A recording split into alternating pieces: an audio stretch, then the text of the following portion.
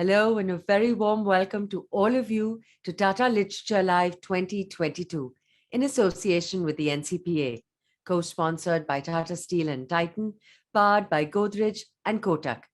This session is presented by KV Mariwala Philanthropy Initiative. We are on the second and final day of the online avatar of Tata Literature Live 2022.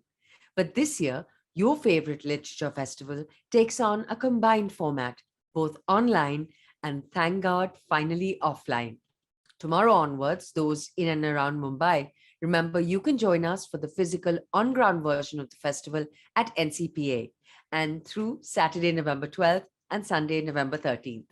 And then additionally, on Saturday and Sunday, we also have sessions lined up at the St. Paul's Institute of Communication Education and the Tidal Waves bookstore, both in Bandra, besides the NCPA. So remember to check out our website, tatalitlive.in, for the full list of sessions and speakers. And looking forward to seeing you all there in person. Now, on to our final online session for tonight, Words of Inspiration. Some say writers aren't born, they are inspired. Neil Gaiman says, you get ideas from daydreaming, you get ideas from being bored, you get ideas all the time. The only difference between writers and other people is we notice what we're doing it. In this session today, let's go on a journey of discovery as writers reveal what is it that inspired them to put pen to paper. Let's meet our speakers for today. Gurnaik Johal, a writer from and joining us today from West London. He was shortlisted for the Guardian Short Story Prize in 2018 and graduated from the University of Manchester in 2019.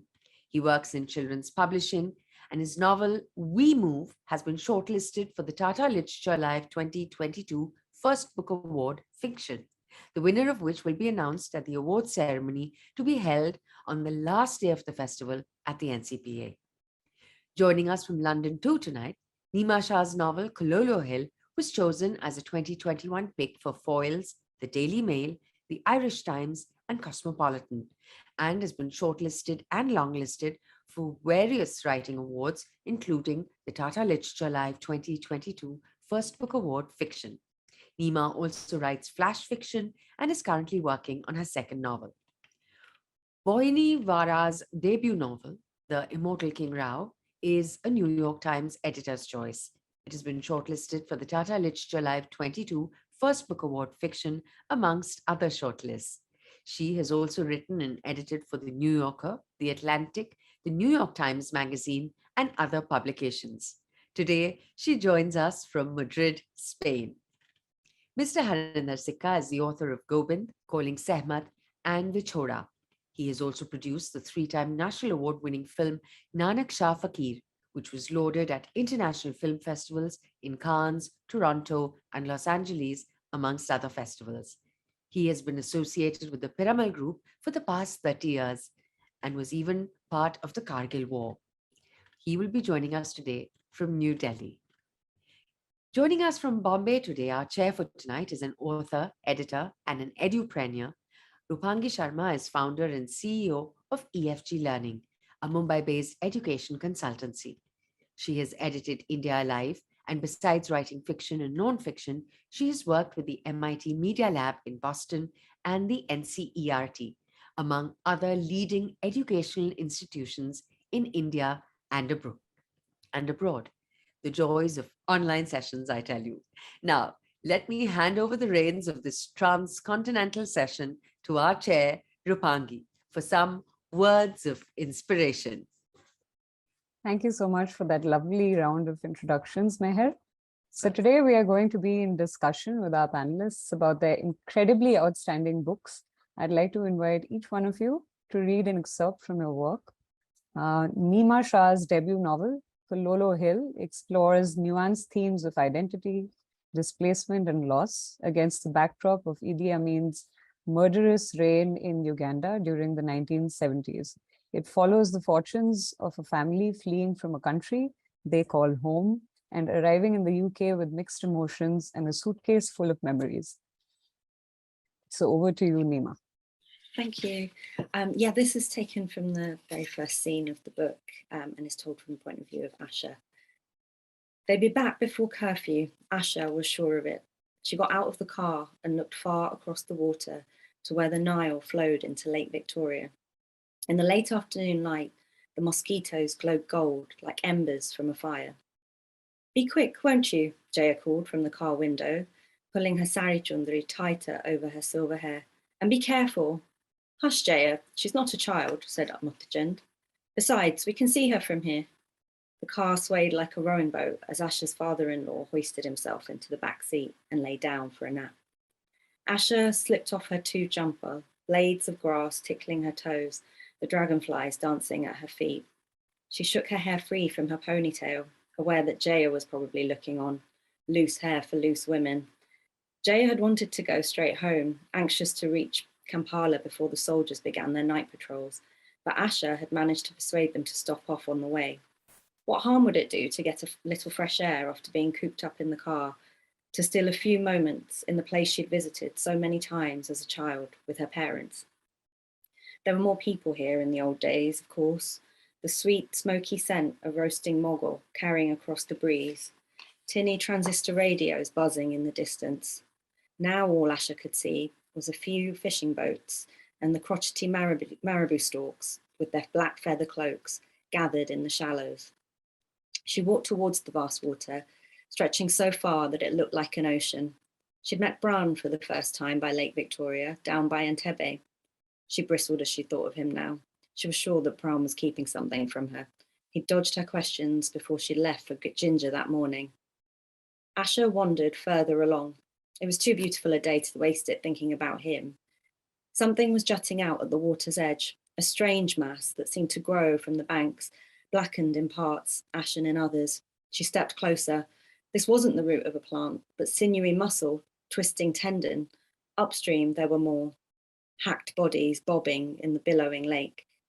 A crackle of fear, Asha turned fast, hurrying back towards the others. Slow your pace, she told herself, don't alarm them. What happened? Why were you hurrying? Jaya got out of the car. Mottajin sat up, voice full of sleep. What's going on? It's been a long day. Asha glanced back, trying to sound calm. Shall we go? I thought you wanted to spend more time here.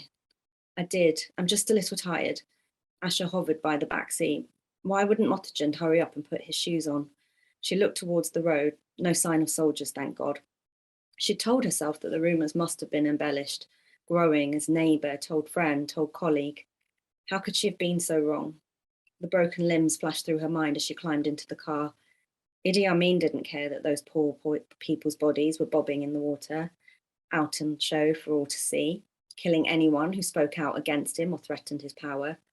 He might not stop until the whole river ran red. Thank you. Thank you. Thank you so much, Neema. That was riveting.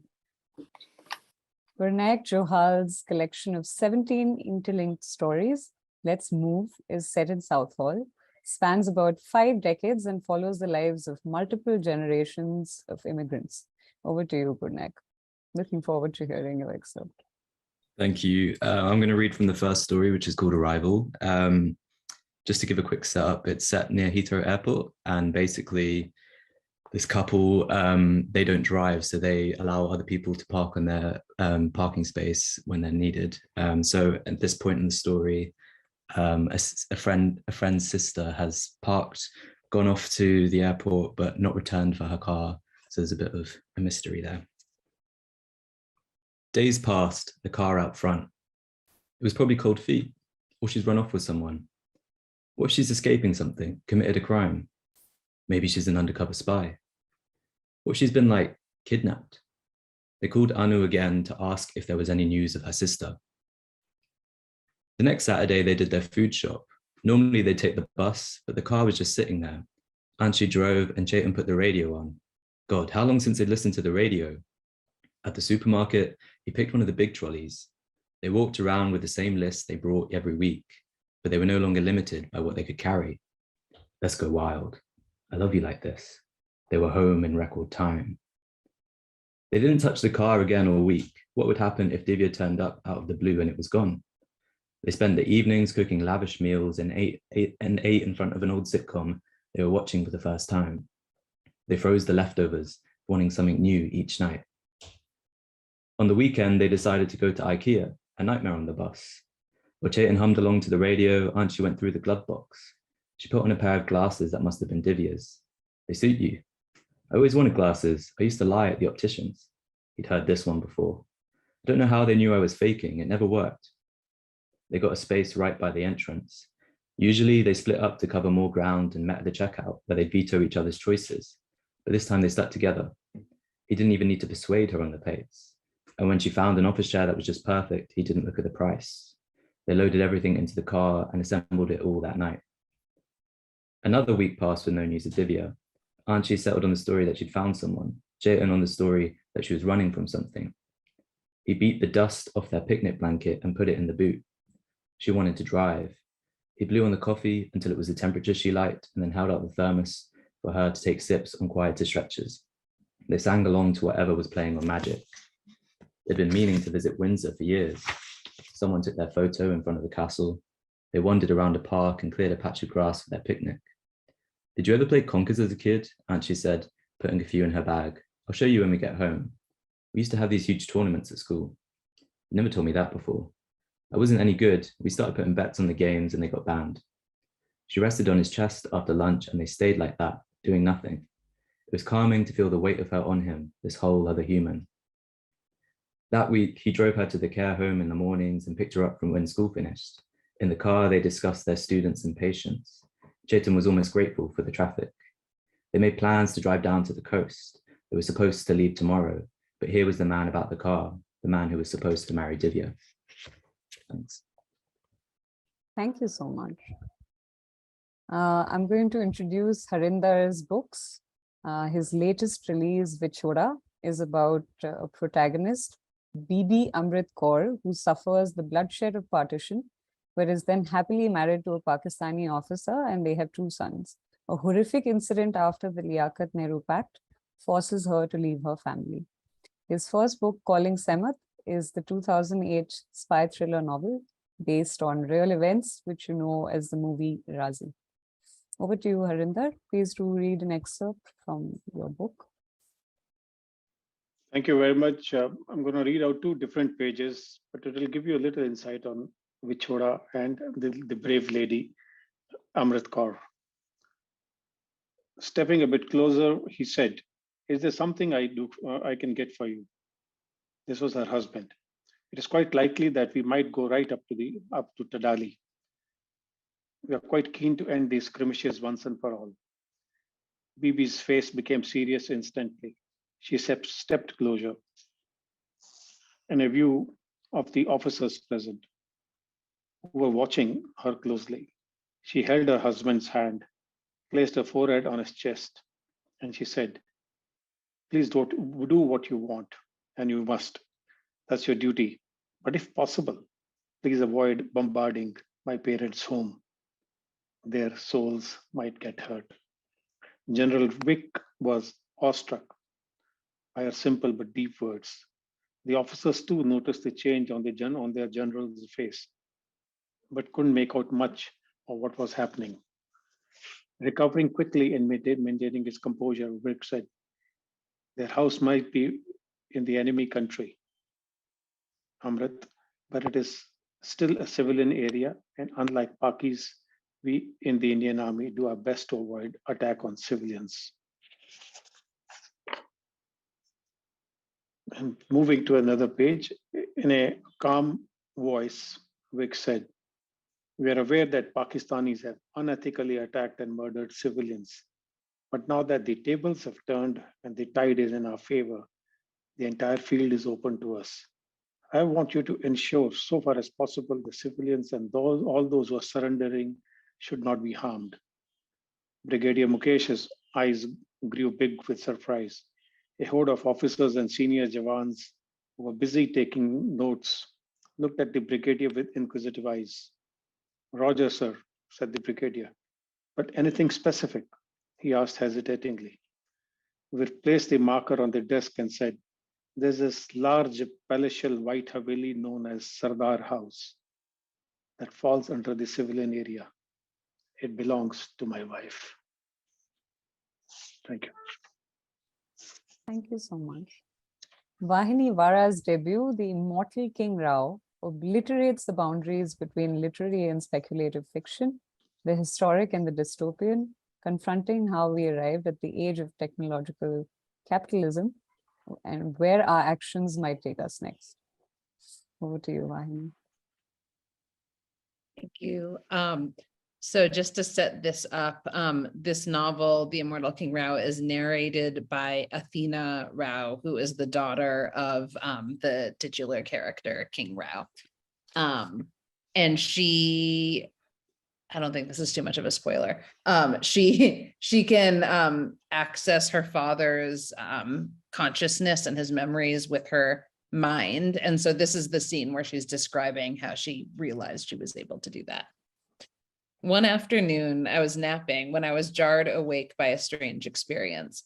A succession of foreign images had been parading through my mind. King's name written in steam on a bus window, his grandfather's neck fleshy as a waddle. It was, I'm going to skip something, sorry. I couldn't place the images. I squeezed my eyes shut and held my head in my hands, trying to regain ownership of it, but the visions only got more intense. I was not in my room, but in the dark, smoke-filled kitchen with charred pots and pans stacked on the floor. I was in an outdoor shower stall where a cockroach drowned in a bucket, its tiny legs flailing. A coconut storeroom with a lofted space up top, whose relationship with the sunlight made it seem holy and cathedral-like. These were his memories, not mine. I must have cried out. My father came running in. "Athena, baby love," he cried. "What happened?" I meant to answer, but my mouth refused to cooperate. My teeth were clattering. I felt faint. "What happened?" he cried out louder. He never shouted at me. I must really be scaring him, I thought faintly. But I was distracted by the hiss of coconuts drying over charcoal, the metallic scent of the blood from a mother's menstrual cloths, the sense of being naked next to a lover, and finally, black and white speckles that darkened until I could no longer see or even feel anything at all. When I came to myself, he was tipping a glass of water to my mouth. "Drink," he said. And then again, "What happened?" Thank you, Vauhini. I really enjoyed listening to each of the excerpts and reading your books. I have a couple of questions for each of you, starting with Neema. So 3 questions, Neema. While you were researching for your book, you realized that there's an entire generation that no longer remembers these events, right? Tell us more about what your research process for the book looked like. My second question for you is, I also wanted to ask you about the character arcs of the women protagonists, Asha and Jaya. It chronicles the transformation in their identities and the impact it has on the gender roles in the family. And the third one is, racism is also a key theme, as are moments of extraordinary kindness and humanity. So tell us more about each of these aspects. Sure. So I think on the first point, it's not even so much that there's a generation that doesn't remember, it's a generation that didn't even know a lot of these things occurred. Right. People of my generation and the younger generation to us, many won't be aware of the fact that Ugandan Asians were expelled, or some won't even probably be aware that there is a whole East African community, Kenya, Tanzania and Uganda.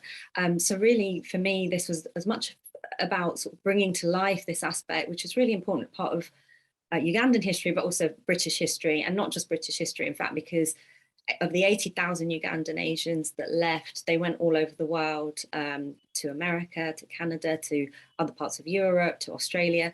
So it is, a diaspora that's then sort of spread to different places further, and what is referred to as twice migrants. And that's the other unusual thing. I think it's more common that Indians go straight to other countries. And in this case, Indians went, or Asians and I should say, both from the Indian subcontinent on the India side and Pakistan side, went to Uganda and other places. So that for me was quite interesting to explore. Some of that came from my own family history. My mum and dad are from Kenya and Tanzania, respectively. And drawing on that aspect was a bit easier. I went on lots of family holidays, and so I could draw on that. But the other aspect was actually trying to find out more about this history. And it was very difficult. There's very little written partly because it's such a traumatic experience, partly, and therefore people don't necessarily want to remember or share that aspect of their lives, or just want to move past it. Because it's part of British Asian history, maybe it's not always been as important in the UK to record as it might have been if it had not been a migrant history. So I think there's different aspects to it.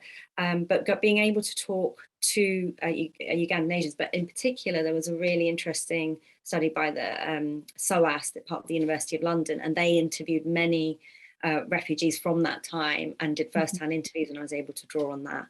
So I was able to piece it together slowly through different aspects, but I really wanted to bring it to life because so little has been written about it. So that's my first answer.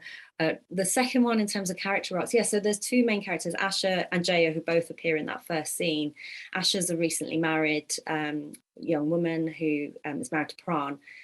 So that's one generation. And then there's Jaya, who's in her 50s, the matriarch, Pran's mother. It was important to show those two generations because there's differences there in terms of their upbringing, in terms of their lives. So Jaya would have come over to Uganda from the 1940s from India. So she was already once migrated, whereas Asha was born in Uganda, and I wanted to draw upon the differences of the relationship that they then have with Uganda as a result, and also the attitudes towards leaving a country. For Asha, she doesn't know anything different. And I suppose I drew onto my own experiences. I was born in the UK, so I don't know any different. Whereas in my parents' case, obviously they came here from another country. So how does that relationship change? I wanted to really look at that. But in terms of the gender aspect, I think there is sometimes a bit of a stereotype of Asian women as being meek and timid. Yeah. I think that's particularly true perhaps in Western culture. And I wanted to sort of to highlight the fact that that's not my experience of Asian women that I know. Both Asha and Jaya are based on my mum and my nanny, respectively. And in their own ways, yes, they're restricted by a patriarchal society. You know, they've had arranged marriages, but they find their own ways, particularly when they come to the UK and have to survive, have to find new ways to get on, really, and in fact come into their own, where they're actually released from some of those patriarchal restrictions. And my research suggested that was true of a lot of women who were Ugandan Asian and came over. And then the final one about, kindness contrasting with racism. I wanted to show that racism, you know, it wasn't just one way. It wasn't just Idi Amin saying Asians get out. There was racism from the Asians towards the Blacks. And then obviously there was racism once the Asians came to the UK. So I wanted to look at those prejudices, look at how they came about, some of them because of the colonial structures. When the British brought the Asians over to Uganda, there was a feeling that they were more reliable than the ethnic Black people in the country. And so I wanted to bring out how from then on, some of that racism was sort of spread. And then on the other hand, from my research and from my own family experiences, there were sort of much kinder relationships. So there's one between the family, the Asian family in my story, and December, a houseboy. He's not actually a boy, but that's the reference that they make. He's actually a similar age to Jaya, but their relationship is drawn out, and he's a member of the persecuted Acholi tribe. And Idi Amin did go after many ethnic Ugandans. In fact, up to 500,000 disappeared during that period, many more than the Ugandan Asians who had to leave, obviously. So I was trying to draw upon that and show that this wasn't a black and white history. There is a lot of grey, and make sure it wasn't all bleak. I appreciate that my first scene actually is quite dark. It's not all like that. There are moments of lightness between different people from very different backgrounds, and I wanted to highlight that too. Thank you for sharing all those very insightful, a peek into the process behind writing the book.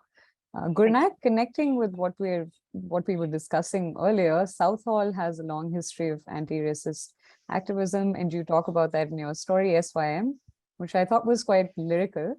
I also enjoyed reading Arrival, which you read an excerpt of. I thought you captured the moments of unspoken intimacy between the characters so well, like in the sentence that you read out, she looked at him, a whole other person. It took you a year to get that ending, right, is it? And tell us a little bit more about that. Also, what was the inspiration behind the title of your book? and tell us a little about the unique way in which the stories are arranged. Okay, so starting with SYM. So SYM is a sort of dual meaning to the title. Firstly, it stands for an insult. So there's a song called SYM by a rapper called Kano, and I won't say what it means, but it's something you would say to someone that you don't like. We'll look it up. And then it also, I found a play on it, which is, it could also stand for the Southall Youth Movement, which was an anti-racist organization in my local area. And it started, I think, with, I'd gone to see like a kabaddi match in Southall, and just seeing like a lot of different types of people sort of stopping to watch. I love how it ends too, kabaddi, kabaddi, kabaddi. You know, yeah, formally I was trying to do the kind of the breathlessness of the game. But and then it was this kind of almost, I don't know, utopian multicultural thing where I was like, oh, you know, it's so nice that we can have these moments. And growing up, I thought the rest of the UK was like that. But it was only until I properly left Southall and went to university that I realized it's such a sort of, the area I'm from is such a weird blip in the UK as a grand scheme. It's actually Southall Broadway ward, which is like the area has the lowest percentage of white Britons in the whole of the UK. So then that's when I was starting to realize, oh, it's a strange place and an interesting place to write about. But then I was like, well, how did they end up with such a strange, not strange, but like different demographic to the rest of the country or rest of London? And then I realized that's come from a history of anti-racist activism that I didn't know anything about.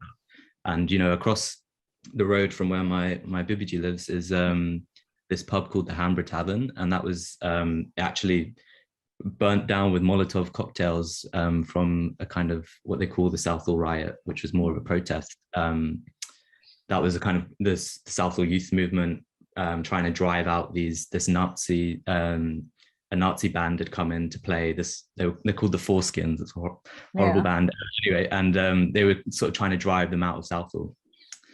So all that kind of coalesced into this one very short, it's only like, I think 3-page story, but it's all sort of in one breathless flow, or that's what I tried to make it like. But yeah, so it was written in a time as well where there was a lot of police violence in the UK and also just in the wider news. So it was, yeah, it started with that SYM insult, and that's what I was shooting for there. I'm really sorry, I've forgotten your second question. Yeah, it was basically about how it took you a year to get the ending right for Arrival, and you know, just tell us a little bit more about that too. So with that, so it's a lot of these stories, they're very short, so they're the kind of difference, the way they work on big plot advancements and stuff that you can sort of draw out in a novel. They're more on these small sort of shifts in tone and stuff like that.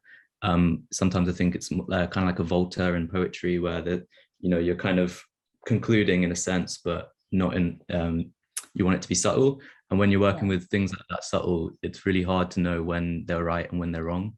So I'd finished that story maybe a page earlier than it was, and it stayed that way right until I almost was ready to kind of commit to pressing send on the book. And then I realized, oh, it's missing something, and my agent had said it and my editor said it, and I was like, no, it's perfect. You guys aren't just like, you know, you're not seeing the subtleties. But it just needed that little bit more teasing out, and now I'm really happy with it. But yeah. So I guess that's just an insight into the process. So it's always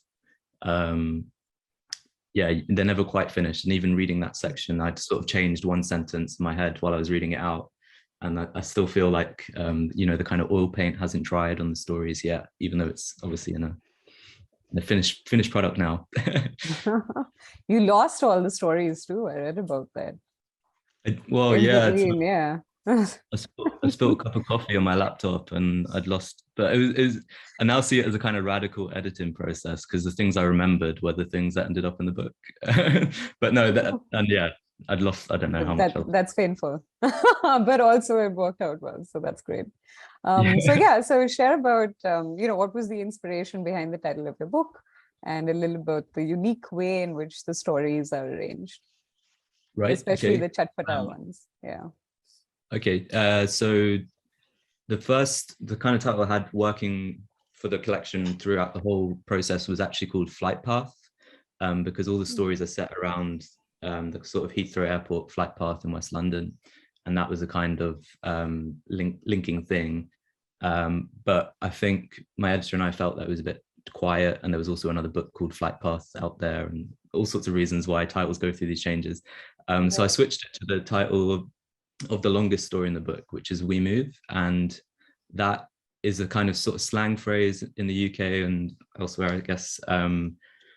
And it's something you would say when, you know, you've reached a kind of situation that, I don't know, things haven't gone your way, but you're trying to stay hopeful, trying to stay optimistic. So yeah, we move, kind of like we move forward. And that's, I realize, is a kind of sentiment seen through a lot of the characters in the collection, where, you know, their circumstances might not be the best, but they're still holding on to that kind of optimism. There's still moments of joy, kind of like Neema, you were saying, you know, there's a lot of heavy stuff in there, but you're trying to punctuate it with moments of joy. So I felt like that kind of summed up the vibe of the book. And also there's a kind of play on it too, because there's a lot of the characters in the collection are immigrants, or there's a constant feeling of, you know, coming and going, I guess, that I wanted to convey. And the phrase Chadi Kala, or what was it? Which is also a part of why, you thought of the title. Yeah, it's kind of, I guess I only found that link later on when I realized it was in one of the stories, and then but yeah, the structure of the thing, I guess I've always found it hard to do a proper sort of linear narrative with the, you know, you're kind of taught there has to be an arc and beginning, middle, end, on the kind of wider scale. And I realized, because I never sat down to properly write I've never sat down and was like, I'm going to write a book now. It was just the stories. I was doing one story, and then from that story, I'd be interested in a character. Say, if it was set on a bus, and the characters had kind of come onto the bus, I was interested in the driver too. So then I wrote a story about the driver, and then, you know, from one kind of sprouted another. I almost, the kind of metaphor I've been using is like, you know, when you bake bread and you have to get the starter from one batch is in the next batch, and then, or yogurt as well. It's kind of like that. So I found like organically the stories were growing out of one another into a kind of connected web where characters in certain stories appear in the background of others, or and there's all these sorts of links as that I was trying to draw. So there's not a clear linear arc, but more of a kind of organic, natural web. Or yeah, and it comes together fabulously well. So thanks. Thank you. Harinder, your book talks about displacement and is set against the backdrop of partition. This is a true story that you discovered while researching for your first book, Calling Semat. Tell us a little bit about the process of writing fiction based on true stories. That's my first question. The second one is about Vichoda, which speaks about how the pact had an irreversible impact on women and the triumph of human resilience in extraordinary situations. The third and the last one is, in a way, would you say that your stories are all about how love trumps all? So as I earlier mentioned, and I repeatedly do so, I'm an accidental writer. All my Navy life, I couldn't put pen to a paper as far as story writing is concerned. It's a very tough call, I'm telling you. I started documenting miracles. I recorded them on camera. That was very surprising when it came to Semat. Imagine the first time you start writing and you start observing what this lady had become. She was a saint. One day I'll put up her pictures and you will find that those are not the days of the digital cameras and those film rolls that I made, took her pictures on numerous occasions. Tens of pictures I have when she was 6 inches above the ground when she was standing. Right. So I was obviously overwhelmed by what I saw and whom I was meeting. My first article did appear when I was in the Navy, when my immediate neighbor, Anil Dharkar in Bombay, in Purushottam Bhavan, I wrote on polo because I was playing polo for Navy, and he put it in the newspaper called Independent. And that is when I tasted blood that you can write, pour down your emotions. But here, and when you are in a warship, sailing here, sailing there, with all kinds of troughs and crests of life, you don't want to spend time on writing. Trust me. What I learned from Semat, and then she put me on to the story of Bibi Amrit Kaur, was that what Guru Nanak had said. Guru Nanak did not belong to any religion. We all must know this, and it's a fallacy that's been thrown out that he founded Sikh religion. It is not so. He basically said that there is no Hindu, there is no Muslim. It all belongs to one God. And then he also made a statement, So kyu manda akhiye jit jamme rajan. Why demean her who gives birth even to the kings? And then he said, Nanak bando bara eko sacha soe. If there's anybody who is not born to a woman, it is one eternal Lord. That means, in other words, he raised the stature of a woman higher than that of a man. In Fauj, in military, we did not believe it like that. We thought it's a man's world. We still do. Largest number of female infanticide, Punjab. So we do not follow Guru Nanak. We follow money trail, unfortunately. So coming back to this story or your first question, by documenting her miracles or what I saw, what I went through with her, I would send her 3,000, 4,000, 5,000 words per chapter. And this is what I'm going to write on you. She would cut it down to 1,500 words. You're overdoing it. I thought I was underdoing it. But that Right. writing those 15, 17, 16 chapters, calling Samat, it made me a writer. Now, all right, you become a writer. But then what happens?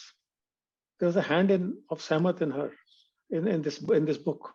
The book was published first time in 2008 by an ordinary small time publication house. But 10 years later, it got picked up by Penguin. Penguin never picks up a second-hand book. And then it went on to become Razi. It got published in 6 languages. It went on to become amongst the top 10 books in the world. I'm not capable of, I know it. There was something else which was transforming.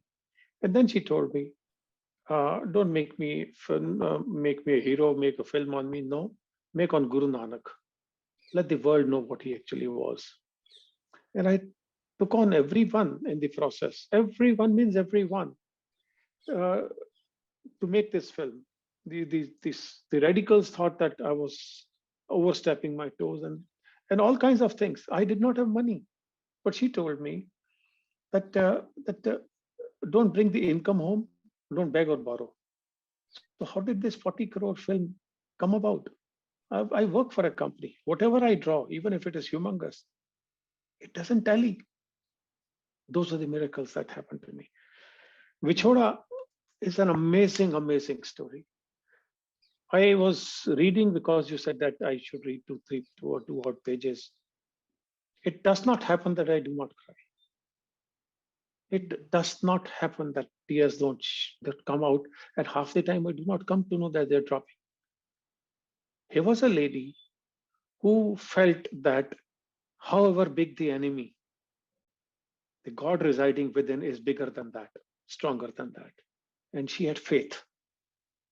Her love for children, in 1955, the Liaquat Ali Khan Nehru Pact, the Indian women were supposed to be sent home to India, and Muslim women were supposed to be sent back to Pakistan, provided they agree, they volunteer.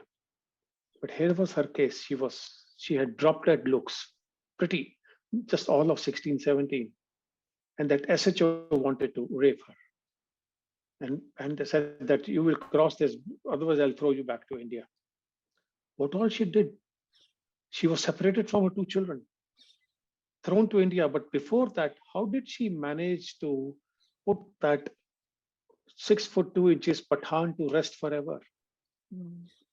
What happened? Where did she bring that power? Again, she displayed the same kind of courage when she was brought back to Kashmir, thrown to Kashmir. For 60 plus years, she went in search for her children, 2 children. She prayed to God all the time. Till such time I hug my children, you should not take me away. And when I was shooting her children, aged 72 and 70, by the way, by the time I got to know them, 2 days later, my entire team was arrested. I'd sent Paki's team from that part of the world. And what had happened was, a day later, there was a surgical strike in the same area, Muzaffarabad. So my team was roaming around with camera. They arrested him and took them and took them away. And they were left out, all right. But everything that could happen did take place, but the research never ended. And when this story came about, I had to search in were the people, where was the SHO's grandson. I want to touch base with him because SHO was no more. That SHO that who mistreated her or abused her in 1955. So his son wasn't there, his grandson. And the grandson's words are fantastic, amazing.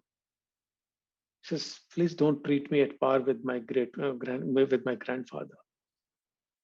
So we cannot paint all Muslims with one brush. Yes, the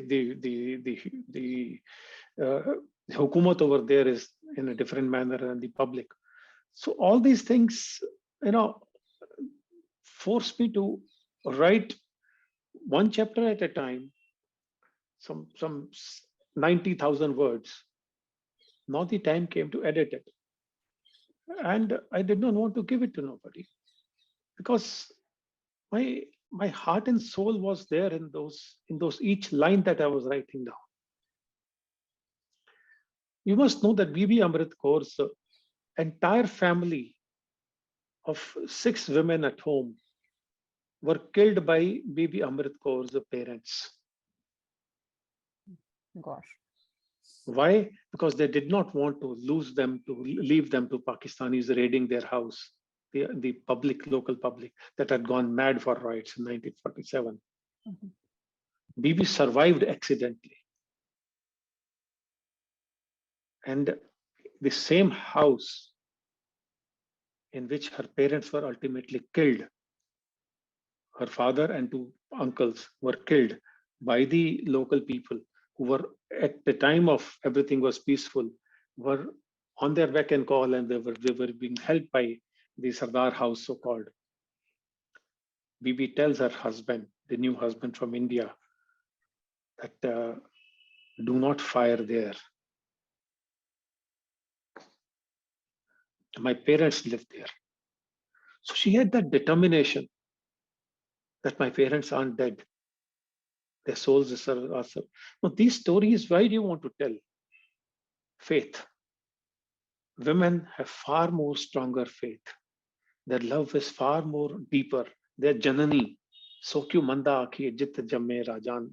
The women give birth to men, not the other way around. They're far more stronger. And we demean them. 500 years ago, when Nanak had said that, the public had called him fool. Koi kahe putana, koi kahe betala. They called him fool. But the saints do not follow any religion. They follow one God. And they say that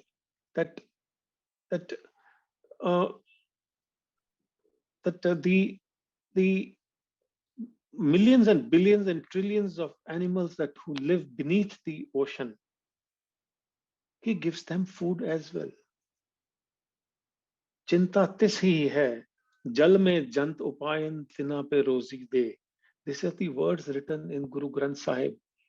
Who's written Guru Granth Sahib? 24 Pandits, 16 Bhatts, and 5 Gurus. In that there is a mention of Kabir Sahab's words, Dohas, Baba Namdev. So we have segregated. Now your next question could be, why do we wear turban? Because we were meant to, half my family is Hindus.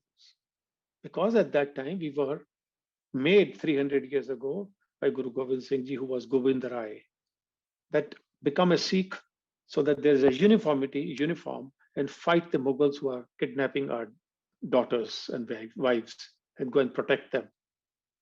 And these attacks would take place at 12 midnight. And that is why they say Sardar ke 12 baj gaye. But they would bring back the women. And this Muzaffar Khan, at that time, the general of Aurangzeb's army, had a peace pact with the Sikhs that, okay, don't trouble us at night. We will not do it.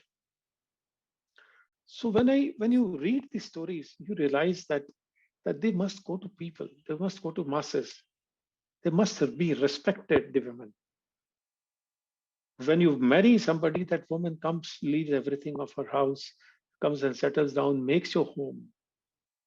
How do you tell it to people? The new generation, forget the new generation. The older generation itself doesn't know. I did not know it. So you teach history not by religion. Religion today is the biggest business for mankind. Teach them that what our saints and gurus and teachers have said, and then give them these stories of Bibi Amrit Kaur, Bibi Sahmat. Now, Sahmat And did Jaya not. and Asha and Athena and all the characters in Gurnaik's book as well. Strong women characters. I was just thinking that we were talking earlier about, Neema saying that we don't show or portray South Asian women as strong, even though they might be in situations which are really tough. They find a way to shine through. So I think that really connected with what Neema was saying earlier. Thank you so much for sharing. I think your books are about how love trumps all at the end of the day. I would put faith over love. Faith and love. We'll take both as the message that we have for everybody listening in. Right. So Vauhini wanted to speak to you also about your book, The Immortal King Rao. You've created a dystopian world with a new world order and a company called Coconut, the shareholder government and global business run corporate systems where you are paid in social capital, much like we see today. And in the kind of capitalist worlds that we live in, there are competing worldviews in the book with the sustainable versus business perspectives, but you also offer a balanced view in that living sustainably has its limits. So that's the first question. The second would be about climate change and how initially it wasn't a big part of the narrative when you first started writing the book. But when did you feel you wanted it to be one of the major themes that the story addresses? And the last one, like I mentioned about Athena, and you did too, you've used an interesting narrative device, the technology that allows one to peek into other people's minds, which is embedded in Athena's brain. Athena is the protagonist's daughter, and she's the narrator as well, which was something you weren't very sure about for the longest time, right? Right. Yeah. I think I can address all three in one answer. So when the book started, a lot of the book takes place between the 1950s and the 1970s, like about a third of the book takes place during that period. And the book actually started there. It started with this character, King Rao, born on a coconut grove in the south of India in the 1950s. Just after independence. And my dad grew up on a coconut grove in the south of India, in Andhra Pradesh in the 1940s and 50s and 60s. And that coconut grove is still there. And I've gone back and visited. I still have family living there. And so it's a place that in some ways is familiar to me, but also having been born and raised in Canada and the US, I felt like I didn't have a strong enough connection to the environment in that place and time to write credibly from that perspective, to write credibly, for example, in the first person from the perspective of a boy growing up in this place in the 50s. Yeah.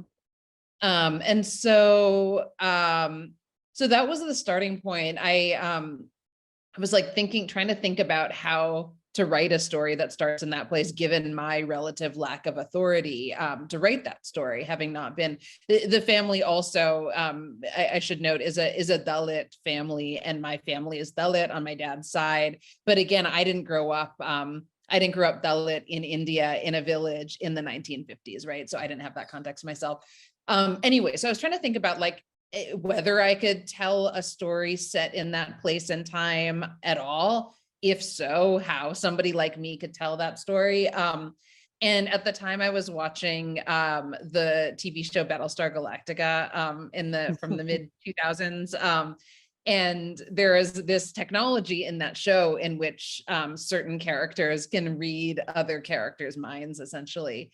And I was like, well, if I could have a technology like that, in the That book, would solve I could everything. solve this writing Yeah. problem, I could solve this sort of philosophical problem that I think I imagine Neema and Gurnaik have faced as well, being sort of diasporic writers of South Asian origin, writing out from other places. I think it's something that we all, people from immigrant cultures living outside of the place that our ancestors are from, think about. Anyway, so I came up with this sort of weird solution to that existential philosophical problem. So I knew that like some technology would be used to tell this story. It would be a technology that would allow for access into this character King Rao's experience, but wouldn't be sort of purporting to tell King Rao's story as King Rao. And at first, for like it took me 13 years to write this book. So for like many years of the drafting of this book, I didn't know who that voice was. Like I thought it was some kind of computer program or like disembodied AI at first. And only over time did I realize that this voice was the voice of King's daughter, Athena, who has been granted access to this technology. Do you remember that moment when you sort of made that call? No, but it wasn't, I mean, like it wasn't I had a lot of friends, and my husband, who's Andrew Altschul, who's also a writer, like read drafts of the book over time. And they were the ones who kept telling me like, your book makes no sense. Like, I don't understand telling this story. Like, does this voice have a gender? Does it have a body? Who is it? And I didn't know either. And so I think it was like being asked that question that forced me to answer the question. Kind of like Gurnaik was saying about the end of that story that he worked on for a while. I mean, I think we often talk about writing as if it sort of like sprouts from the mind of a single author, but often so much like we're in conversation with our readers and peers and friends and colleagues. And everything that's going on around you too, yeah. Exactly. And so, so to briefly connect that to the other questions that you had, I started there. I knew King was going to move to the US in the 1970s and start a tech company. And then I knew his daughter was narrating the book. I knew all of those kinds of things. And eventually I realized that the book was going to sort of move into a kind of dystopian into a near future. I didn't know what that near future would be yet. And so I had to kind of like imagine what a world would be like in which this boy who grew up on a coconut grove and moves to the US and starts a tech company, and then expands this tech company so that eventually it's the biggest company in the world, and then he's taken over world government. Like I had to imagine what that world would be like. I imagined it as a world that's sort of like not that different from what our current world might look like if the path that we've continued on since the middle of the 20th century, if we sort of continue on that path going into the future. And so, of course, like that's a world impacted by climate change. So that had to be something that would be in the book. It's a world, when you sort of write in these speculative modes, it allows for imagining sort of like a lot of creativity and imagining what the future could look like. And I wanted to write this sort of corporate version of the future. And then I also wanted to sort of like write a fictional version of a resistance, because I think those are two things that could emerge. And I wanted to show that both are possible and both sort of would coexist and be in conversation with one another. So thank you. Thanks so much for sharing that, Vauhini. And I'd like to ask the last question and conclude with that. I'd love for you to share some memorable lines from a book or anywhere else that inspire you and keep you inspired. So we can start with Vauhini or Gurnaik, anybody who's ready with it. I can start. Okay. I just finished this book called If an Egyptian Cannot Speak English by a writer named Noor Naga. She's an Egyptian American Canadian writer, and this book just came out this year. I know it's available in the US. I believe it's available in the UK. I don't think it's Hopefully yet there's a Kindle edition been published by an indie publisher, but I'm sure it's findable.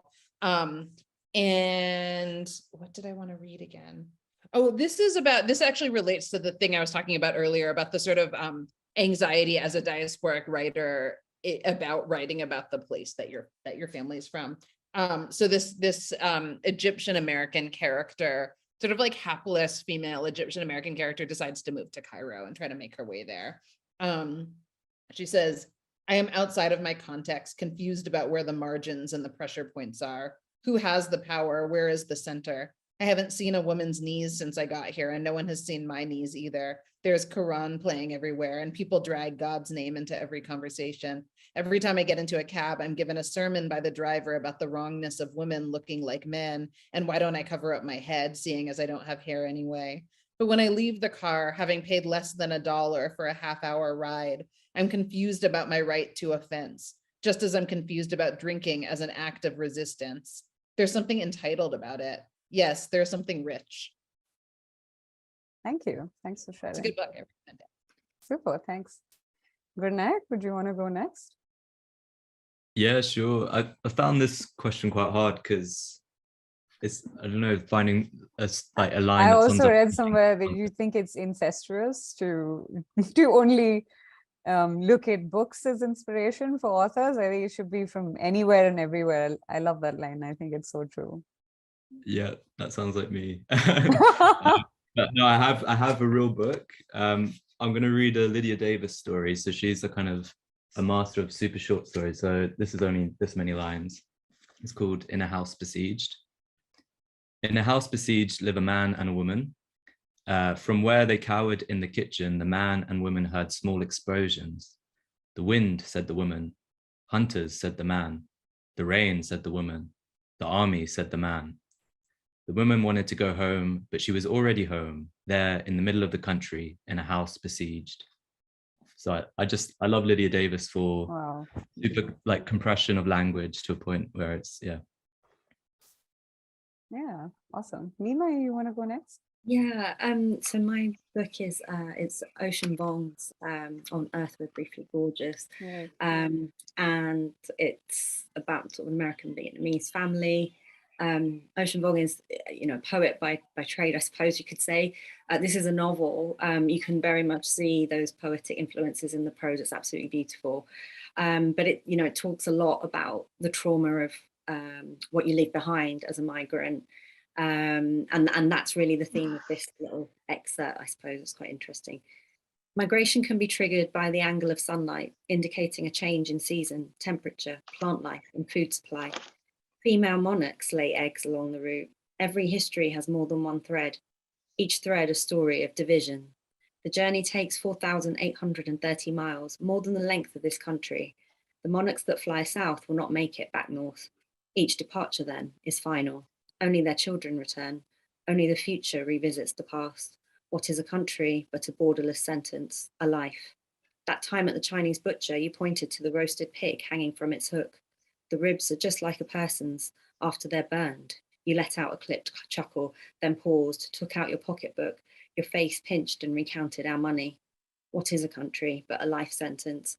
Sorry, I just realised how bleak all my excerpts today have been, but I just think it's really beautiful in terms of, I feel like it's really fresh, a fresh look at migration, and and that's hard to do. There's a lot of books obviously about immigrant life, and I think it's really beautifully put together. Thanks so much for sharing. Harinder? So you see what I learned researching on these two beautiful women, and how I developed myself from what I was in the Navy and in the military and thereafter. Like what you said, love is very big. I think what I picked up from the thin air was that walking on this path of spirituality requires far greater heroism, much stronger determination, enormous amount of patience and tolerance. This is what is needed, which women have.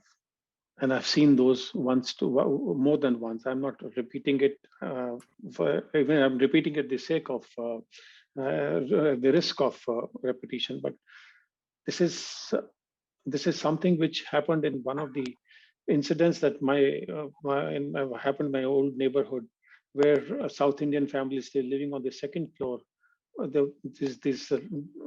These thieves had entered their house and they locked themselves in one room and started shouting, "Chor, chor." And my mother then held a kitchen knife and went to that house.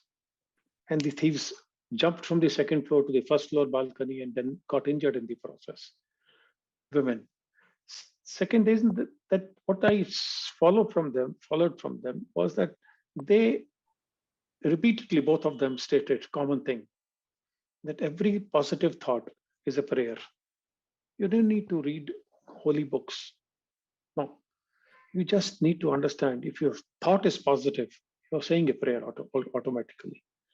And last but not the least, what Samat used to say to me, if the God grants you karma, there cannot be a better reward. Now, if that gets into your heart, in the past, since the time I started researching on BB, since 1999, that impression has gone on to children, gone on to my wife. They don't want nothing. You know, it That's is that's really beautiful, the journey. inspiring. Really inspiring. Thank you so much for sharing. Thank you all for your time. It was such a pleasure chatting with each one of you and everyone else who's listening in. Thanks so much. Meher, over to you. Thank you so much for that. Huge thanks to our all our authors and of course our chair, Rupangi. Thank you so much for that wonderfully inspiring and moving conversation. And thanks to you, our ever faithful and amazing audience, for joining us today online. That's a wrap for the last 2 days of online sessions. And tomorrow onwards, remember, you can join us on the ground at NCPA for the physical opening ceremony with the Anil Dharkar inaugural session, and then for a talk featuring Varun Grover in conversation with the winner of the International Booker Prize for this year, Gitanjali Shri. That's happening at 4:30 p.m. And at 8 p.m. tomorrow, you can join us for our hugely awaited annual debate, Social Media Strengthens Democracy, featuring this year for the motion Faye D'Souza and Shashi Tharoor, and against the motion Sanjay Jha and Antoinette Latouf, chaired by Raghav Beher. On Saturday and Sunday, besides the NCPA, we also have sessions at the St. Paul's Institute of Communication Education and Tidal Waves Bookstore, featuring authors and ideologues such as Mamang Dey, David Polonsky, Malika Sarabhai, Mahesh Elkunchwar, and Audrey McGee, among so many other authors and writers. So do check out our website, tatalitlive.in, for the full schedule of speakers and sessions. Thanks to our title sponsor, Tata, in association with the NCPA, co-sponsored by Tata Steel and Titan, powered by Godrej and Kotak. This session was presented by the K.V. Mariwala Philanthropy Initiative. Our festival social media handle is @TataLitLive across all networks. That concludes our session for today, but continue logging on to Tata Literature Live 2022, where you can enjoy turning the page. Just to end and say bye to all of you with a quote by Philip Pullman: read like a butterfly, write like a bee. Happy reading and good night.